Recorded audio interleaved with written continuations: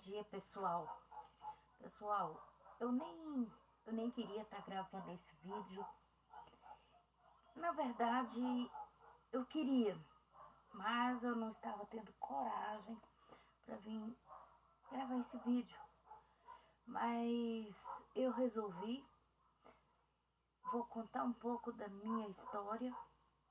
Talvez nesse vídeo eu nem entro em detalhes sobre o que eu quero contar, mas vou trazer outros vídeos contando. Talvez nesse vídeo eu vou falar alguma coisa, mas não vou aprofundar.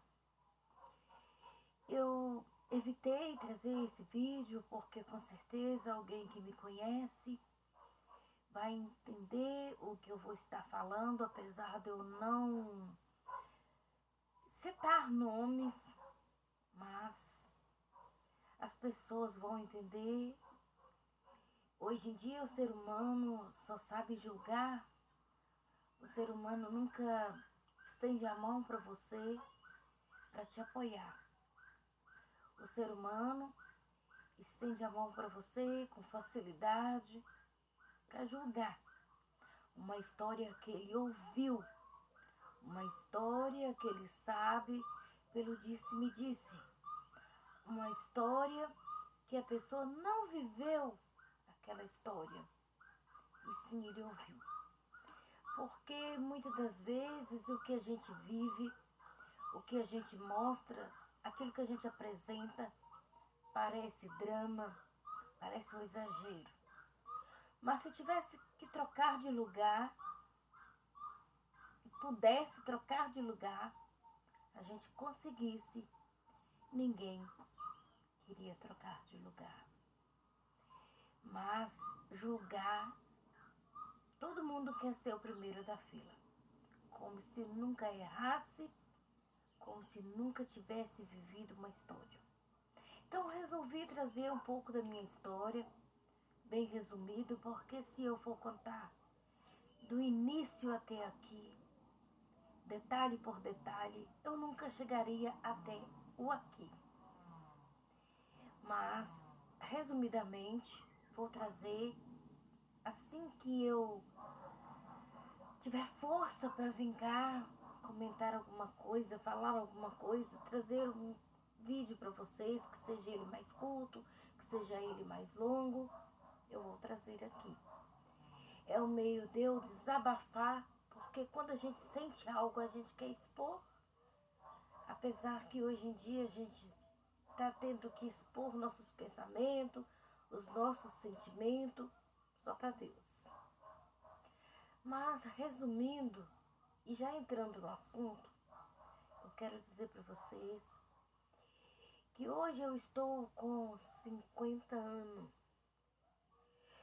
Vou completar 51 este mês, setembro de 2025. Então,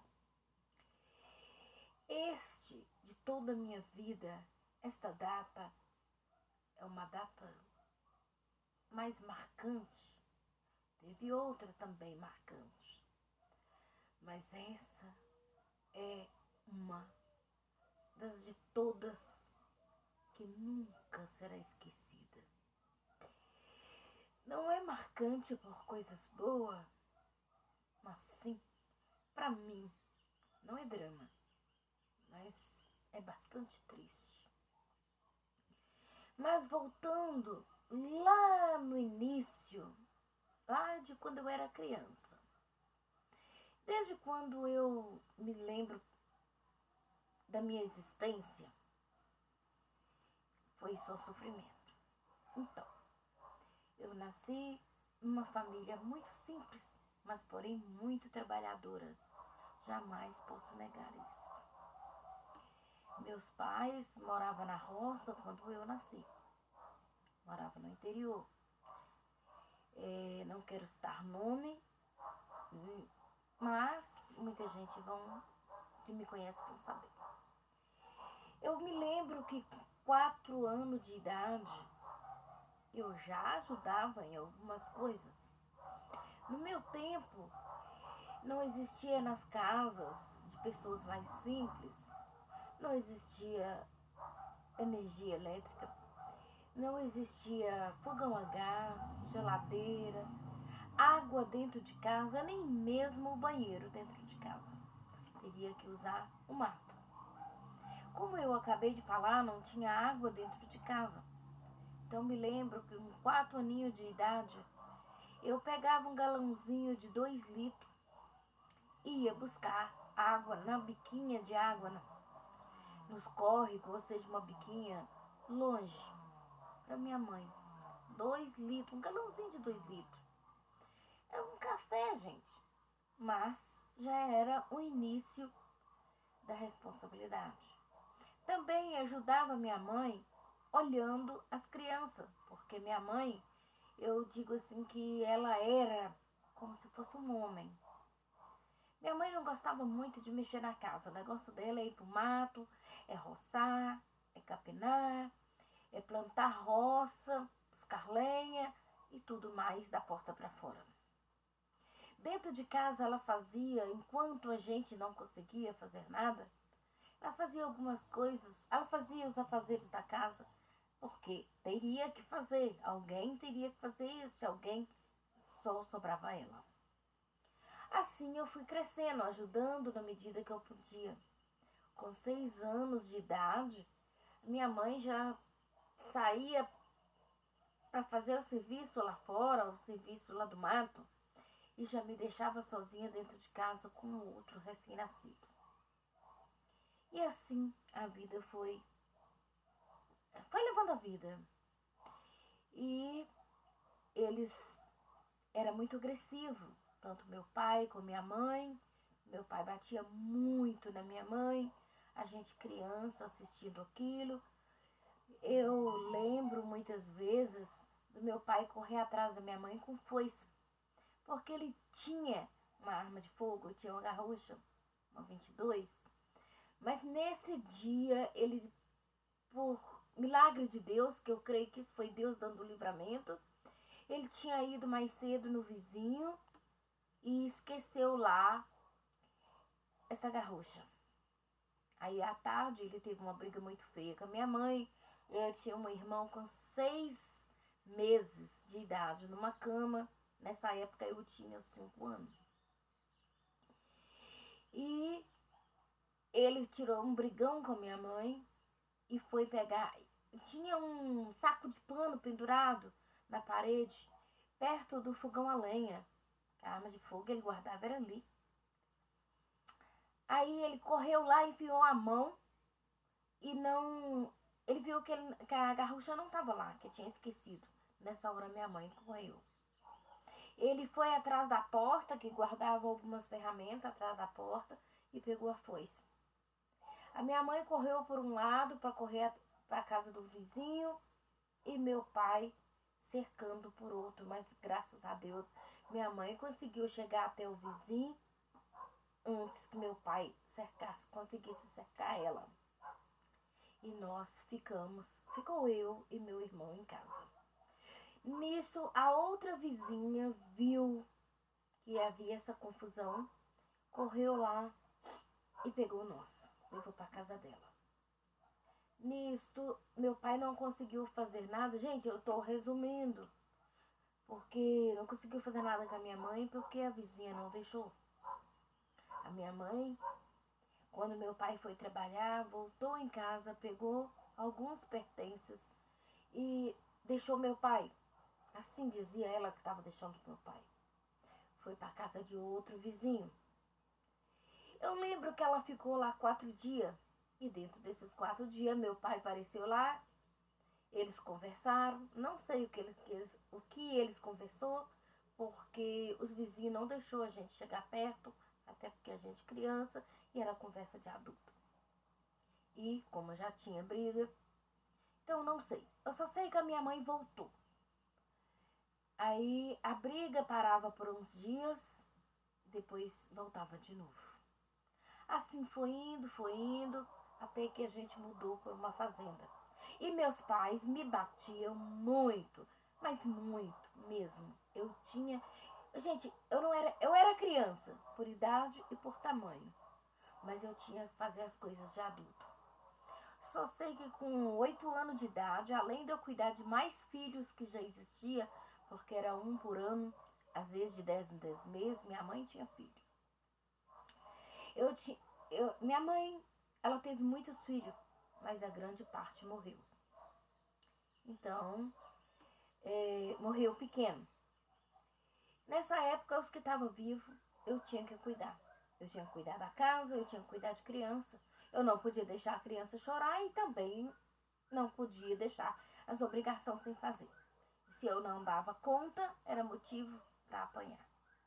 Eu não podia estudar porque eu tinha que trabalhar, eu tinha que cuidar da casa, eu tinha que cuidar das crianças, para que a minha mãe fizesse outras coisas. A minha mãe só cuidava de criança quando adoecia, tinha que ir para o hospital. Porque eu, sendo menor, eu não tinha como levar as crianças para o hospital, porque senão eu acredito que eu também teria que levar. E assim minha vida foi indo. Eu não pude estudar, eu não poderia ter uma coleguinha. Se chegasse na minha casa uma colega e eu continuasse fazendo o serviço, mas a colega ficasse próxima de mim e eu conversando com a colega, primeiro, porque eu sentia falta de uma amizade. E outra, que a colega chegava perto de mim, como é que eu ia pedir ela para sair? Eu não tinha coragem. Mas eu evitava olhar para os meus pais, porque quando eu olhava, eles olhavam para mim de olho torto e eu já entendia. E o medo crescia. E eu não sabia o que fazer. E assim foi indo, foi indo. Quando eu estava com 16 anos... Não, antes disso eu já pensava em fugir de casa. Mas eu não sabia o que fazer. Mas quando eu estava com 16 anos, eu fugi. Às madrugadas. Fugi de madrugada, andei por horas, peguei BR. Quando eu escutava os carros vindo, eu tinha medo que me fizessem mal. A hora que eu escutava o barulho, eu entrava no mato, escondia, em tempo de bicho me picar, cobra me picar, ou qualquer outro bicho me atacar. Eu entrava ali porque eu tinha medo que alguém me pegasse e me fizessem mal. Assim, era 3 horas a pé, andando, para chegar até a cidade. Mas eu acredito que eu gastei muito mais horas por estar sempre escondendo. Cada vez que eu ouvia um barulho de um carro, eu entrava no mato, eu escondia até eu não ouvir barulho de carro. Porque na BR que eu ia, tanto ia carro de um lado e do outro. Então eu poderia estar pensando que eu estava ouvindo o barulho do que passou, mas poderia ser outro que está vindo.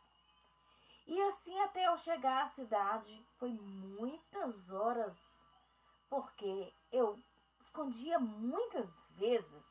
Então eu acredito que eu levei mais de 5 horas, o que era para ser 3 horas, e eu carregando peso, porque em vez de eu pôr algumas roupinhas numa mochila, uma sacola, num saco, porque na verdade eu levei foi um saco de linhagem, porque nem mesmo uma bolsa a gente tinha.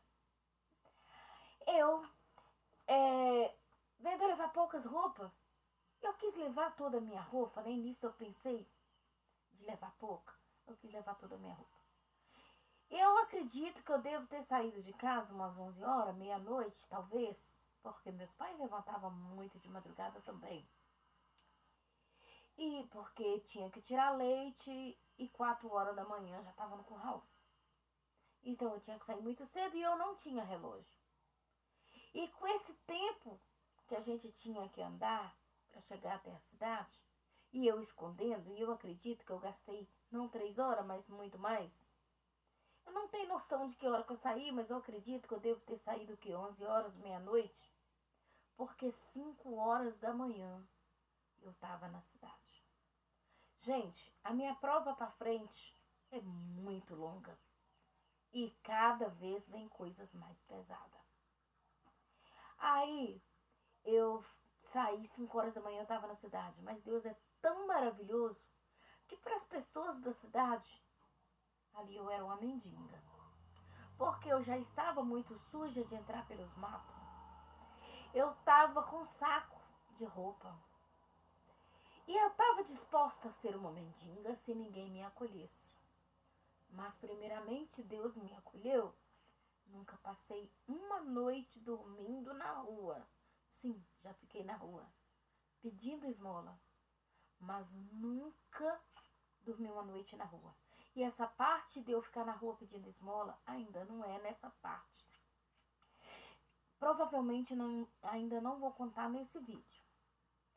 Mas então, cheguei na cidade por volta de umas 5h15 e comecei a procurar emprego. Não procurei parente que estava na cidade, pois eu não confiava. Mas Deus é tão maravilhoso que por volta de 5h15 eu estava na cidade e pensei já procurar emprego. Encontrei com um senhor e perguntei para ele se ele não sabia quem estava procurando emprego. Esse primeiro senhor, essa primeira pessoa que eu perguntei, me informou um restaurante que eu já conhecia. E eu estava disposta a falar a verdade. Para mim não ter mais o que temer, a não ser aquela tristeza que eu carregava. Eu cheguei lá nesse restaurante indicado, tinha um banco para lá de fora, que já ficava para lá de fora. O restaurante estava fechado, porque ele só abria às 7 da manhã. Ali eu aguardei. Quando eu vou dar o nome para essa senhora de Dona Maria, mas o nome dela não é esse. Mas, e talvez, eu acredito que ela já tenha morrido, pois há muitos anos eu não tenho mais contato com ela. Mas mesmo assim, vou dar o nome fictício de Dona Maria. Dona Maria abriu o restaurante e eu cheguei nela e falei, olha, fiquei sabendo que só está precisando de uma funcionária, estou aqui, não sei fazer nada em emprego, eu só tenho coragem para trabalhar, que é o que os meus pais ensinou. Mas estou disposta a aprender. Eu saí de casa porque meus pais me maltratavam muito, me maltratam muito. E eu saí de casa. E estou procurando alguém. Mesmo eu contando toda a minha verdade, esta senhora me acolheu. Me mostrou um quartinho. Gente, eu tinha 16 anos nessa época e eu ainda fazia xixi na cama, talvez por medo, não sei. Talvez porque eu não conseguia dormir um sono adequado. Porque era mais de um irmão e era eu que cuidava dia e noite. Então, um dormia, o outro chamava. Então, quando eu atendia o outro e eu deitava, começava a dar uma dormidinha, o outro chamava novamente. E se eu não acordava, eu acordava apanhando, porque meus pais falavam que eu estava com preguiça de levantar para cuidar do meu irmão, dos meus irmãos. Então eu não poderia descansar e eu tinha que levantar muito de madrugada. Então quando eu percebi, eu já tinha feito até xixi na cama, apesar de levantar toda hora. Então cheguei nesse lugar, eu fazia de tudo para não fazer o xixi na cama, mas de vez em quando ainda escapulia algum xixi. Mas nem sei se a dona nunca percebeu, não sei, ela nunca me disse nada. Mas com 9 dias, minha mãe me encontrou, me buscou, falou muitas coisas, jogou a culpa só no meu pai, o qual não era só meu pai. Meu pai me batia muito, minha mãe me batia muito, mas muito couro que meu pai me dava, muita sua, é porque ela fazia a cabeça dele. E ele era, sim, um homem violento, um homem muito nervoso, e qualquer coisinha já era motivo. Aí ela, para tirar o corpo fora, jogava a culpa nele. Ela falava para ele, ele batia e aí ficava por isso mesmo. Ficava sendo ele. Mas na minha mente eu sabia que não era só ele, não era só ela, eram os dois. Sem contar que um dos meus irmãos também me batia muito. Minha mãe deixava eu para cuidar dos irmãos, mas eu nem sei quem cuidava de quem, porque quando meu irmão pegava para me bater, eu tinha que correr e os afazeres ficavam sem fazer e sabia que eu também ia apanhar dos meus pais quando eles chegassem porque o serviço não estava pronto. Porque também eu tinha que correr, porque se eu batesse no meu irmão, também eu ia apanhar. Ou seja, gente, de todo jeito, eu ia apanhar. E assim a vida foi passando, e o sofrimento só aumentava. Com 19 anos, eu saí de novo. E lembrando, voltando um pouco atrás, que ela me encontrou quando eu estava com 9 dias, que eu estava nessa casa. Ela me encontrou, me convenceu a voltar para casa. Voltei para casa. Voltei para casa e contando para vocês uma parte que hoje que eu entendo que era humilhação. Eles prometeu que não ia me maltratar mais, que seria diferente. Faltava 3 meses para me completar 17 anos. No meu aniversário de 17 anos, aí quando eu voltei, eles mexiam com porco. Eles diziam que me deu uma leitoa, que tal leitoa seria minha. Tal leitoa que se seria minha e eu teria que ter algum benefício dessa leitoa. Eu não sei que fim deu essa leitoa, porque eu não vendi, eles mesmos que teve todo o acesso aos benefícios dessa leitoa e ela só teve o nome de minha. Nos 17 anos, no aniversário de 17 anos, disse que ia comemorar o meu aniversário, que eles iam fazer um terço, rezar um terço lá em casa, porque era católico, rezar um terço lá em casa em comemoração. Nesse terço, o que eles fez para comemorar? Eles chamou algumas pessoas, comprou uma caixa de biscoito e fez um suco. Para mim, foi suficiente para alegrar naquele momento. Gente, meus pais não incentivavam nem mesmo pentear um cabelo. Eu sei que eu já estava grande, mas se você não educa seu filho, não ensina seu filho de pequeno, ele cresce naquele ritmo e para ele é tudo normal. Meus pais não me incentivavam a pentear um cabelo. Meus pais não me incentivavam a escovar dente. Os meus dentes era tudo tocado na gengiva.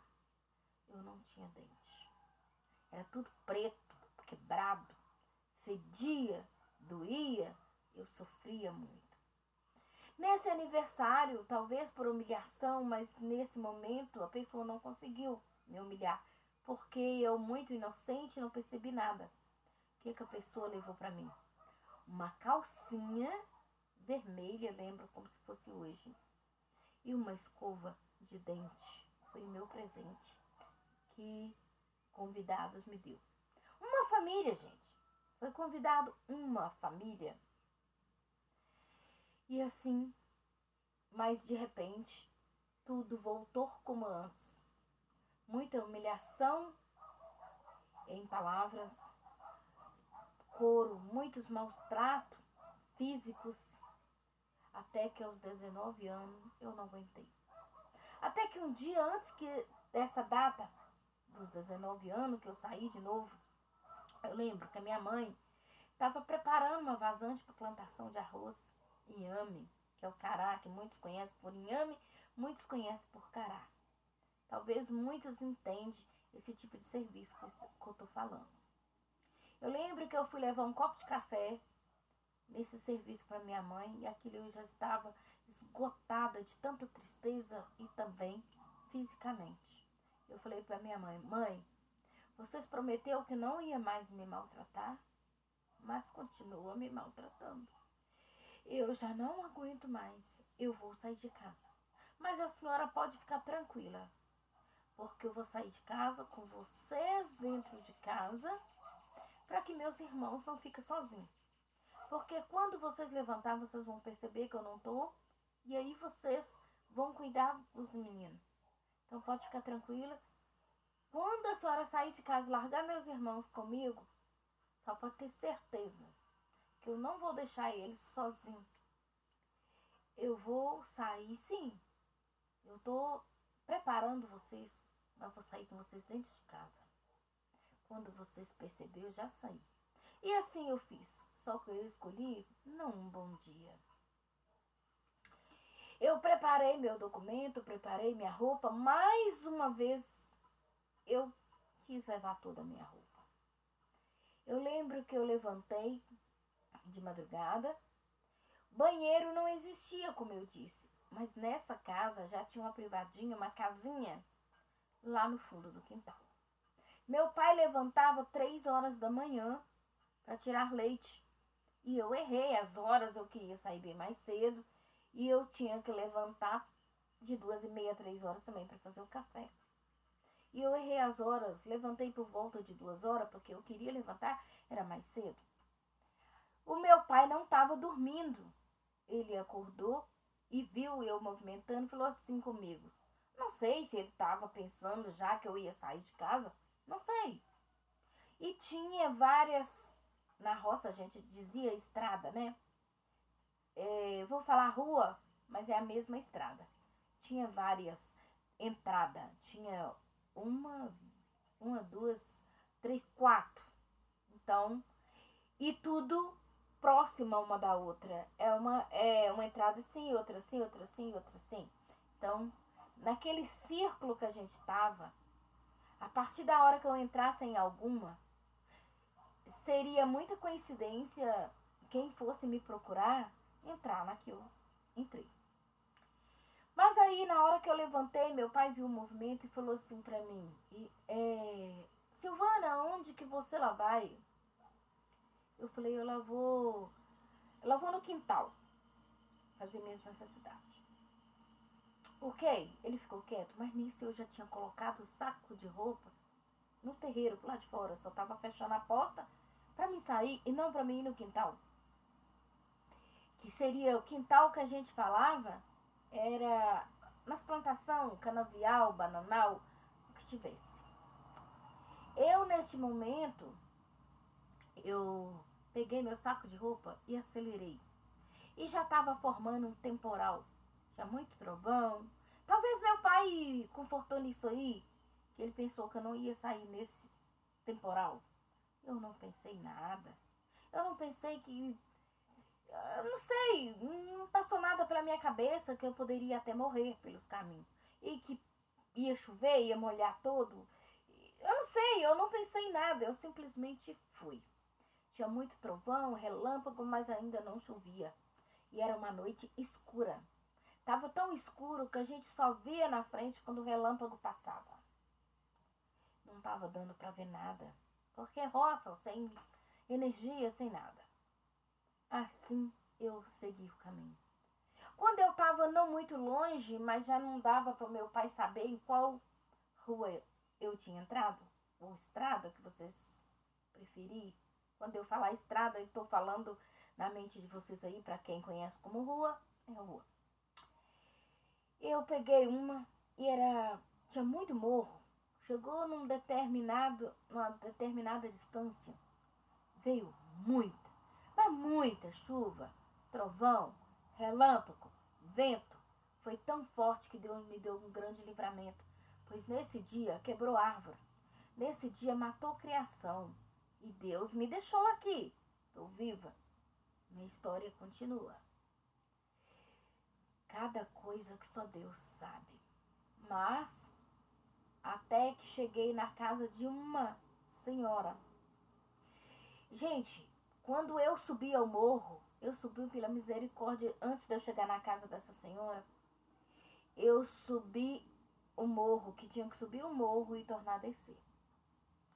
Quando eu só subi esse morro pela misericórdia, porque a enxurrada vinha de encontro comigo, que eu via da hora que eu caía e a enxurrada me carregava. Cheguei ao pé do morro, ao topo do morro. Para descer, a enxurrada também ia ao sentido que eu ia, batendo nas minhas pernas, que eu via da hora que eu me desequilibrava. Tava ali sem força, pela chuva, que eu já estava muito molhada, meu saco de roupa molhado, pesando mais. E já sem força pela emoção que eu estava vivendo naquele momento, não uma emoção de alegria, mas sim de tristeza. Porque mesmo eu saindo pelo sofrimento que eu vivia em casa, não era isto que eu queria. Mas até que eu cheguei na casa de uma senhora conhecida que já era bem longe da casa dos meus pais, mas ainda não tinha chegado na cidade, porque eu ia levar nesse lugar, que não é a mesma casa que eu morava antes, quando eu saí de casa pela primeira vez. E esse lugar era mais longe. Talvez eu ia levar umas 4 horas para chegar até a cidade. Mas nisso eu já tinha andado o quê? Umas 2 horas. Ou seja, o espaço de 2 horas. Cheguei na casa dela por volta de umas... Não me lembro bem, mas já estava clareando o dia, umas 4 horas, 5 horas, não sei. E tinha cachorro, mas que os cachorros eram muito bravos. E tinha uma varandinha de meia parede, um portãozinho. E nessa varandinha também tinha um quartinho que dava saída para essa varandinha. Mas como eu, nos clarear do relâmpago, eu já tinha visto muitos cachorros, animal descendo para enxurrada abaixo, que eu não sabia nem que animal era. Quando eu cheguei na casa dessa senhora, eu pensei, eu vou entrar, vou sentar naquela varandinha. Quando a chuva parou um pouquinho, eu saio antes que eles acordam e me vejam lá, que eu não quero que eles me vejam porque é conhecido. Mas foi bem ao contrário. Quando eu entrei nessa varanda, debaixo tinha 2 bancos. Eu sentei em um e debaixo do outro eu vi uns cachorros. Mas quando eu vi esse cachorro, eu não conseguia sair. Eu perdi todas as forças, eu não conseguia mais falar e nem mesmo andar. Eu estava com muita tremedeira, muita. Eu só pensava e pensei, meu Deus, esse cachorro vai me matar aqui. Mas quando o dia clareou e eu não aguentava sair dali, a porta desse quartinho que dava para essa varandinha abriu. Uma criança, uma filha do dono da casa, tinha uma criança e dormia neste quarto. Quando essa criança abriu a porta, essa criança deu um grito com a mãe dela: mãe, tem uma mulher aqui. A mãe levantou assustada e olhou e falou: uai, Silvana, o que é que você está fazendo aqui? Mas eu não tinha voz para falar. Eu chorava muito, tremia muito, toda molhada. Ela falou: olha, pode ficar tranquila. Nós vamos cuidar de você, te levar para em volta do fogão a lenha para você esquentar. Quando você conseguir, você me conta a história. E assim foi. Mas esse vídeo vai ficar muito longo. Eu vou deixar a história a seguir para o próximo vídeo. Se você tiver interesse de ouvir essa história, que é cada vez coisas mais piores ainda, e o pior eu estou vivendo nessa etapa que eu estou vivendo agora, neste ano de 2025, que é a data que eu estou gravando esse vídeo. Minha fase mais triste eu estou vivendo agora. Mas antes de eu chegar até aqui, vai ter muito mais coisas. Se vocês tiverem interesse, comenta aí. Peço, gente, não me julga. Porque vai parecer que é mentira, não sei. Talvez vocês não acreditam ou pensam que eu mereça. Só Deus sabe se eu mereço ou não. Mas se vocês quiser contar alguma coisa, comentar sobre a vida de vocês nesse vídeo, comenta alguma coisa, me dá uma força, o que você sentir de comentar. Porque a história é longa e para mim é muito triste. E eu vou voltar com os outros capítulos da minha história. Mas nesse vídeo eu vou parar por aqui. É uma história de vida, gente. É real a minha história. Não é fictício. É a história que eu vivi. É a história que eu vivo. Que eu estou vivendo. É triste, mas é uma grande verdade. Tenho algumas vitórias, mas tem as tristezas que me sufocam. E na medida que eu tiver força, eu vou contar. Provavelmente em algumas etapas, alguns capítulos, eu vou chorar. Vou ter que encerrar o vídeo. Talvez por não conseguir contar. Mas eu vou tentar contar para vocês. Com certeza tem alguém com histórias parecidas, com histórias mais tristes. Mas não devemos desistir. Porque por mais que a nossa história é triste, provavelmente tem outro com história mais triste ainda. Então vamos agarrar com o nosso Deus e seguir em frente. Porque se eu estou vivo aqui, você também. Se você está ouvindo a minha história, é porque você está vivo. Se estamos vivos até aqui, porque Deus tem plano na nossa vida. O tempo não é nosso, a vontade não é nossa. Que permaneça o tempo e a vontade de Deus. Então não vamos desistir, por mais que achamos que nossa cruz está pesada. Jesus não devia e ele sofreu. E nós somos pecador. Não poderia ser diferente. Vamos pagar o nosso preço. Amém? Eu vou voltar para contar em um próximo capítulo, em um próximo vídeo, porque senão fica difícil para as pessoas assistirem. Por hoje é só. Eu volto para contar outro capítulo.